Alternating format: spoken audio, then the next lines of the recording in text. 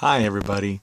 This is Matt. I wish it was with Kevin, but he hasn't got back to me yet, so I'm just going to go to try and do this by myself, at least run through some of the games and the scores, and then maybe Kevin will post his own video, but right now I'm in my closet because it's so late and the kids are all sleeping. Well, all but one. So, anyway, let's start with the first game. That would be me versus Jason. Oh, excuse me, strike that. Todd. Good game. Todd might have had a chance on Monday night to come back, but it just didn't happen. I had Randall Cobb and Percy Harvin for 17 and 18 respectively, Antonio Brown for 25, Darren Sproles for 20, and Todd had Andy Dalton, the Ginger, for 24, and Marshawn Lynch, Beast Mode, for 27. Unfortunately, Des Bryant only had 9, Jordan Reed had 1 before he was injured and left the game, and Keenan Allen only came in with 8, so he was certainly hurting for certain in those categories. On the bench, he certainly had some big players that could have done something. Mark Ingram posted 19, DeAndre Hopkins had 20, and Andrew Hawkins, yeah, boy, those are two close names, Hopkins and Hawkins, he had 16, so could have used some help from his bench, but that just didn't happen, so last year's champion was upset by yours truly. Next up, we have Ralph Wiggum versus Krusty's Clown College, father versus son action, little Darth Vader and Luke Skywalker. Looks like Jason had Tony Romo, Adrian Peterson, Alfred Morris, Larry Fitzgerald, and Jordan Cameron all underperforming. Romo only had 11, Adrian Peterson only had 10, Alfred Morris had 9, Larry Fitzgerald only had 3. Is that right? 3? Jordan Cameron had 6, and I think he was also injured. Josh had a bunch of great scores, but not enough to beat Daddy.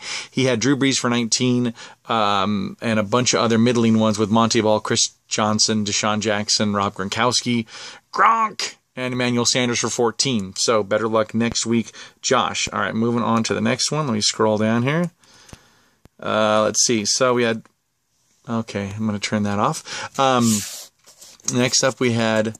Let's see. This is... Oh, I'm going over the thing. Camp Krusty versus the Wild Poopers.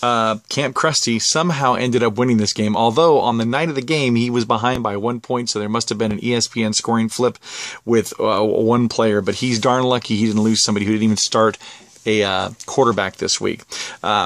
He had some big scores by Le'Veon Bell, Roddy White, who else? Zach Ertz, C.J. Spiller, but only Robert Griffin and Jamal Charles tipped in for a total of 14 together, so his two biggest guys did not do so well. Wild Poopers, obviously Cam Newton didn't play, so she was hurt by that. Doug Martin only came in with 1, and Zach Stacy had 5. Again, they lost their quarterback, not during the game, but before, so who knows how they're going to end up. And Steven Jackson only had 6, so that was not enough to come in, but that was not the closest game, you would think, because it finished 146 to 145. Nope. The closest game was... Nope, that's not the next one. It might be the next one. Next was the Braille Bombers versus the Malibu Staceys.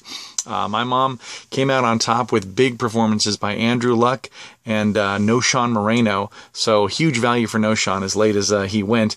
Malibu Staceys, they started strong with Jay Cutler and Matt Forte with 23 and 24, but Eddie Lacy only had 7 before he left injured, and Victor Cruz only had 4 with the anemic Giants offense. So better luck next week, Dawn. Let's see, next up is the Mouseketeers and Joe's I'm not sure if that's how he wants me to pronounce it or not, but that's how I'll do it for now. So, anywho, the Mouseketeers had a big day with Peyton Manning and A.J. Green, but Joe had a great day with Matthew Stafford, DeMarco Murray, and Michael Floyd.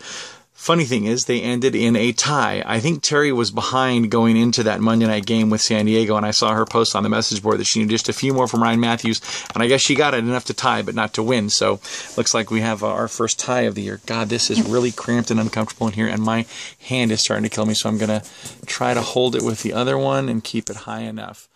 Okay, next up, let's see who this is. I am a little bit lost here. Hold on one second, everybody. Okay, now it's Rockland Smashers and Pink Ladies. Looks like Clemens came out on top big time, 141 to 105. He had a big day with Nick Foles and Martellus Bennett, along with Giovanni Bernard. Pink Ladies, good performance by Ben with 20. Brandon Marshall got her 19 and Greg Jennings got her 17, but unfortunately she had really bad days for Jason Witten and Bishop Sankey That's your player, Kev. How'd you let him go?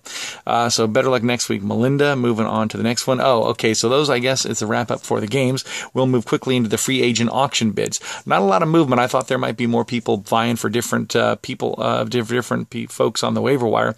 Looks like Caitlin grabbed Jake Locker off the waiver wire for $25. She probably could have gotten him for $2, which we'll see later, but because Jason bid only $1 for him.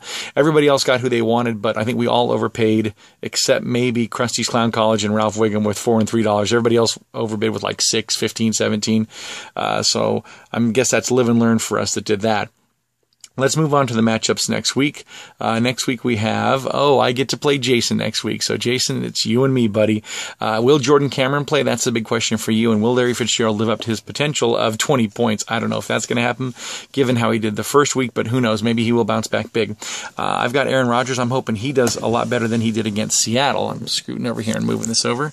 And hopefully he'll do well. All right, let's move on to the next game. Next game is going to be Todd versus Kevin.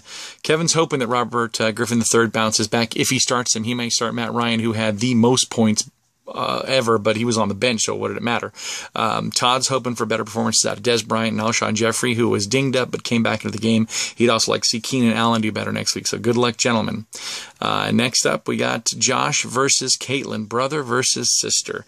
Krusty's Clown College has Monte Ball. Let's see if he can score well again this week. And Wild Poopers, will Cam start or not? Well, she's got Jake Locker. I don't know if that's going to help or hurt her, really. She's hoping for a good day for Doug Martin and Zach Stacy, along with Carlos Hyde. That just hurts because I've got Gore, so you obviously think Hyde's going to get the majority, if not steal another touchdown from my man Gore. Hopefully he doesn't. Team Mouseketeers versus the Braille Bombers. Let's see. We have Terry thinking that Ryan Matthews, hopefully have a good day, but who's he going up against? Seattle, the #1 defense, so good luck there. And I'm sure she hopes T.Y. Hilton can post a few better numbers than he did the week before. My mom's big question is going to be Ben Tate. Does he play or doesn't he? Right now, it's in her starting lineup, but she may change that as it goes on, and I'm sure she's hoping for another good day with no Sean Moreno. Let's see. Terry, you really need to drop Ray Rice, because unless you want to keep that wife beater, and I hope you've seen the video because it's horrific. If you haven't, go Google Ray Rice in the elevator hitting his wife and knocking her out. It's just horrible. So please drop him unless you support that kind of thing and want to keep him on your team. I don't think you want to. Next, we have up the Malibu Stacy's versus the Rockland Smashers. Malibu's got Jay Cutler in, but she has Tom Brady on her bench, which she did the first week, and that was really smart. Will it work again this week, or will she change him out? I don't know. Eddie Lacy, will he play or won't he? I don't know yet. And Victor Cruz, I know she's hoping for better things out of him. While Nick Foles did well, I'm sure Clemens doesn't hope he has the same start that he did last week, where he lost the ball like 3 times, I think. He's hoping for a good production out of Reggie Bush and Mike Wallace. He's riding the hot hand with Mike Wallace. Let's see if that lasts. Next up, we have Team This would be Joe versus Melinda. So this will be a good matchup. Oh, and congrats, Joe, on first tie. I mean, not a win, but a tie is good. He's hoping for good days, obviously, from Stafford and DeMarco Murray, but he's got in Toby Gerhart, which I find a little peculiar with Andre Ellington on his bench, but hey, you know what? Maybe he knows more than I do. He also has Brian Quick playing the hot hand there. I can understand that. And again, Melinda's got Big Ben starting for her against Baltimore. That's ballsy, but I like it because you're supporting our team. She also hopes for a good day from Jason Witten and the indomitable Bishop Sankey. So that's all for now. Not a whole lot of yucks because my partner isn't here. Hopefully he'll post something that's funny. Maybe he'll come at me with a joke or two, and I'll come back at him. Let's go back and laugh at him for keeping Matt Ryan on the bench, who I believe had a total of like 48 points. Let's see if I can find that before I sign off here. Okay, this is really boring, I'm sure. Let me scroll down and see if I can just find Kevin's guys. Let's see. No, that's not it. There it is. Yeah, Matt Ryan, 43 points. So don't know if you're going to leave him on the bench or not, but it'll be interesting to see what happens this week. So Kevin, contact me. We'll definitely get this set up next week so we can record it, because, again, with nobody to play off of, I'm no good at a monologue. Hopefully you enjoyed a little bit of this, but either way, this will be the hopefully only one video I post with just me. All right, guys, good luck, everybody. Set your lineups. First game's Thursday night, so don't forget that, 5:30 Pacific Standard Time. Good luck, and have a good week.